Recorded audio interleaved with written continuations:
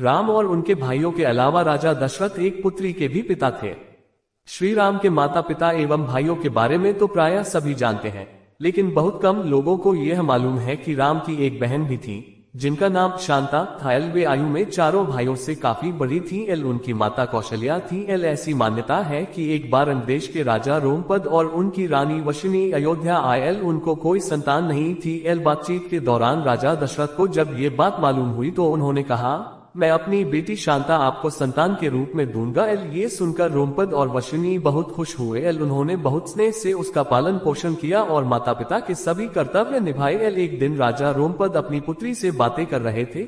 उसी समय द्वार पर एक ब्राह्मण आए और उन्होंने राजा से प्रार्थना की कि वर्षा के दिनों में वे खेतों की जुताई में राज दरबार की ओर से मदद प्रदान करें। राजा को ये सुनाई नहीं दिया और वे पुत्री के साथ बातचीत करते रहे। द्वार पर आए नागरिक की याचना न सुनने से ब्राह्मण को दुख हुआ और वे राजा रोमपद का राज्य छोड़कर चले गए। वह ब्राह्मण इंद्र के भक्त थे। अपने भक्त की ऐसी अनदेखी पर इंद्र देव राजा रोमपद पर क्रुद्ध हुए और उन्होंने उनके राज्य में पर्याप्त वर्षा नहीं की। इससे खेतों में खड़ी फसलें मुरझाने लगी। हम में से अधिकांश लोगों को पता है कि राम का सीता से विवाह एक स्वयंवर के माध्यम से हुआ था। उस स्वयंवर के लिए भगवान शिव के धनुष का इस्तेमाल किया गया था, जिस पर सभी राजकुमारों को प्रत्यंचा चढ़ाना था। लेकिन बहुत कम लोगों को पता होगा कि भगवान शिव के उस धनुष का नाम पिनाक था। राम ने लक्ष्मण को मृत्युदंड दिया।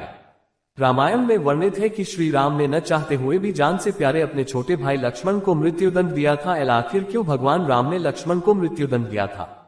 ये घटना उस वक्त की है जब श्री राम लंका विजय के बाद अयोध्या लौट आए थे और अयोध्या के राजा बन गए थे। एक दिन यम देवता कोई महत्वपूर्ण चर्चा करने के लिए श्री राम के पास आते हैं। चर्चा प्रारंभ करने से पूर्व उन्होंने भगवान राम से कहा कि आप मुझे वचन दें कि जब तक मेरे और आपके बीच वार्तालाप होगी हमारे बीच कोई नहीं आएगा और जो आएगा उसे आप मृत्युदंड। इसके बाद राम लक्ष्मण को ये कहते हुए द्वारपाल नियुक्त कर देते हैं कि जब तक उनकी और यम की बात हो रही है वो किसी को भी अंदर न आने दे, अन्यथा वह उसे मृत्युदंड दे देंगे। लक्ष्मण भाई की आज्ञा मानकर द्वारपाल बनकर खड़े हो जाते हैं। लक्ष्मण को द्वारपाल बने कुछ ही समय बीतने के बाद वहाँ पर ऋषि दुर्वासा का आगमन होता है। जब दुर्वासा ने लक्ष्मण से अपने आगमन के बारे में राम को जानकारी देने के लिए कहा तो लक्ष्मण ने विनम्रता के साथ मना कर दिया। इस पर दुर्वासा क्रोधित हो गए तथा उन्होंने संपूर्ण अयोध्या को श्राप देने की बात कही। लक्ष्मण ने शीघ्र ही यह निश्चय कर लिया कि उनको स्वयं का बलिदान देना होगा ताकि वो नगरवासियों को ऋषि के श्राप से बचा सके और उन्होंने भीतर जाकर ऋषि दुर्वासा के आगमन की सूचना दी।